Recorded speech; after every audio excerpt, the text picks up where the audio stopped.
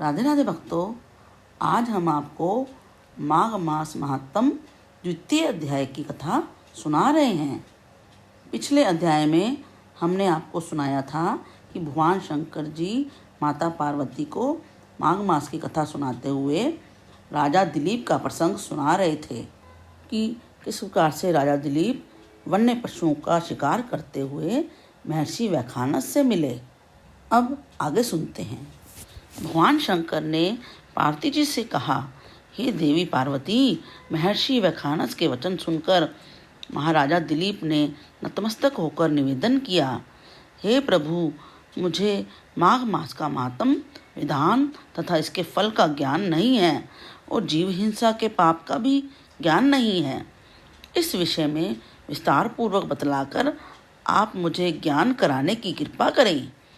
राजा के वचन सुनकर महर्षि वैखानस ने कहा, हे राजन, रात्रि का अंधकार समाप्त होने को है, शीघ्र ही सूर्योदय होगा, अतः मेरे पास समय नहीं है। तुम्हें भोग और मोक्ष प्राप्त कराने वाले माघ महात्म को सुनाने में असमर्थ हूँ। आप स्नान आदि से निवृत्त होकर अपनी राजधानी के लिए प्रस्थान कीजिए। आप इस विषय में अपने कुलगुरु महर्षि वशिष्ठ जी से संपूर्ण ज्ञान प्राप्त करें।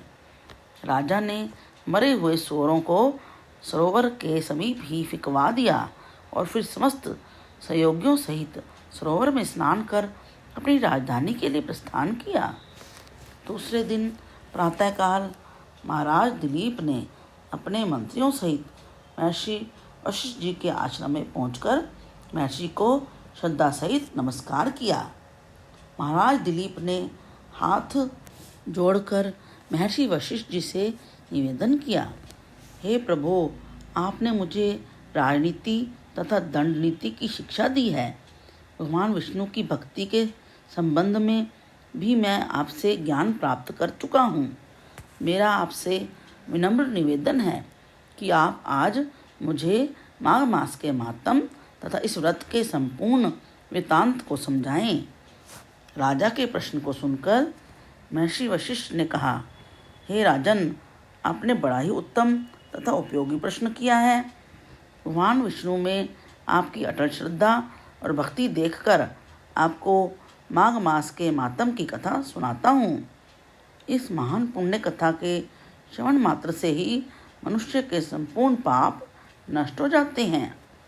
साथ ही इससे मनुष्य को वैकुंठ लोक अर्थात विष्णु लोक की प्राप्ति होती है।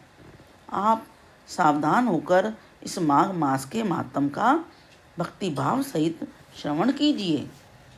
जो मनुष्य बिना अधिक काया कष्ट और दान पुण्य के मोक्ष प्राप्त करना चाहता है, उसे माघ स्नान करके माघ मातम अवश्य ही सुनना चाहिए। ऐसा करने वाला इस लोक में संपूर्ण सुखों को प्राप्त करता है तथा मृत्यु के पश्चात जन्म मृत्यु के चक्र से मुक्त होकर मोक्ष को प्राप्त होता है। हे राजन, दिव्य दृष्टिधारी महात्माओं का कथन है कि वैशाख मास में होम और दान और कार्तिक मास में तप और पूजा का महत्व है, परंतु माघ मास में तप, होम तथा दान तीनों का ही विशेष महत्व है।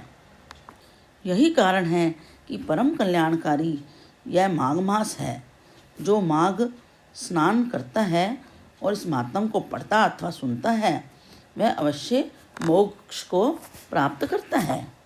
प्राचीन कथाएं सुनाते हुए महर्षि वशिष्ठ जी ने आगे कहा, देवी अदिति ने अन्न परित्याग करके निराहार रहकर 12 वर्ष तक माघ मास का स्नान किया, जिसके फलस्वरूप उन्हें 12 तेजस्वी पुत्रों की प्राप्ति हुई। माघ स्नान से ही सुभगा, रोहिणी, अरुंधति महान धार्मिक नारियां दानशीला रूप में विख्यात हुई। माघ मास स्नान के द्वारा ही देवी इंद्राणी को इंद्र की अर्धांगिनी का पद प्राप्त हुआ। इसके फलस्वरूप वे नाना प्रकार के दिव्य सुखों का उपभोग करती हुई स्वर्ग में निवास कर रही हैं। ऐसे अनेकों पुण्यात्माएं हैं जिन्होंने माघ में स्नान करके अपना जीवन सफल बनाया है। महर्षि वशिष्ठ ने आगे कहा, हे राजन, वे पुण्यात्मा प्राणी धन्य हैं जो उत्तम वाद्य यंत्रों गीतों तथा कीर्तन से युक्त होकर ईश्वर का ध्यान और आराधना करते हैं तथा मकर के रवि में स्नान कर अपना जीवन धन्य करते हैं। जो पुण्यात्मा जन माघ माह में विधि विधान सहित भगवान विष्णु जी की पूजन करते हैं, उनकी सभी मनोकामनाएं पूर्ण होती हैं। ऐसे पुण्यात्मा माघ मास के प्रताप से ही पृथ्वी पर सारे सुखों को भोग कर मृत्यु उपरांत स्वर्ग और मोक्ष प्राप्त करते हैं।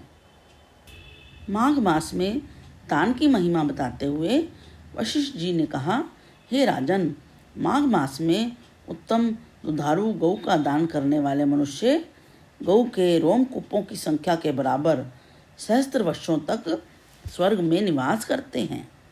जो मनुष्य माघ मास में स्नान के पश्चात गुड़ तथा तेल का दान करते हैं, वे समस्त पापों से मुक्त होकर निर्मलता को प्राप्त करते हैं।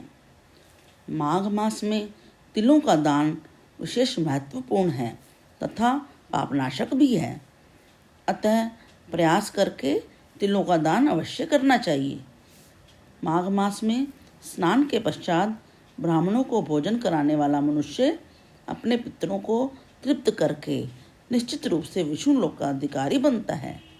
जो मनुष्य माघ मास में स्नान के पश्चात ब्राह्मणों को जूते, कंबल तथा जलपात्र दान करता है, वह बिना संचय के स्वर्ग को प्राप्त करता है। जो मनुष्य माघ स्नान करते हैं तथा इसमें यथाशक्ति भरपूर दान करते हैं, उनको स्वर्ग प्राप्त होता है। दान से पाप तथा महापातक नष्ट हो जाते हैं। दान से युक्त माघ स्नान श्रेष्ठ और फलदायी है। बिना दान के गृहस्थ की शोभा नहीं है। दान से अधिक पवित्र और श्रेष्ठ कुछ भी नहीं है। यही बात महर्षि भृगु ने मणि पर्वत पर स्थित विद्याधरों को भी बतलाई थी। यदि आपने माघ मातम के प्रथम अध्याय की कथा अभी नहीं सुनी है तो जल्दी से इस चैनल को सब्सक्राइब कर लीजिए ताकि आपको सारे वीडियोस उपलब्ध हो सकें। लाइक का बटन भी दबाइए और अपने मित्रों के साथ शेयर भी कीजिए ताकि भगवान की कथा का प्रचार हो सके। और कमेंट में लिखिए, हरे कृष्ण कृष्ण कृष्ण हरे हरे, हरे राम राम राम हरे हरे। इति श्री पद्म पुराणे माघ मात्मे द्वितीयो अध्याय समाप्तः।